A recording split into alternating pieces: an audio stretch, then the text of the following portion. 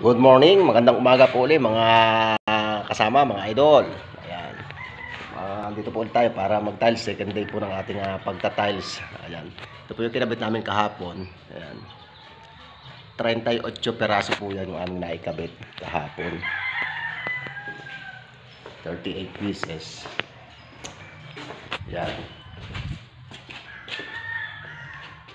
Ang tira lang po dito sa salas na aming kakabit ay yung kung tawagin ay siroho. Ayan, yan po yung natira. Ayan, paikot dito sa salas. Ayan. Siroho po yan. Tapos sa dalawang kwarto, ito at saka ito. Ayan, siguro bukas po matitira yan. Bukas po lang matitira. Tapos yung sa kusina niya.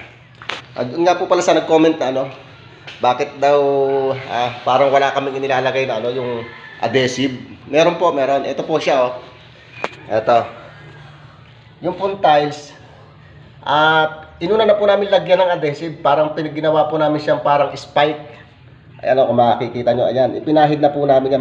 Matigas po yan makikita nyo. Hindi po siya makukutkot.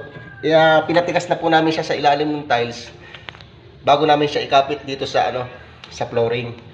Mas matibay po yung ganito, mas subok po namin yung ganitong klase ng paglalagay ng adhesive kisa po dun sa nakasabay siya sa halo, yung sabay yung pahid niya. Ito po mas sigurado po kami na napakatibay po ng ganito. Marami na po kami nagawa na itiniles po namin na ganito po yung aming diskarte.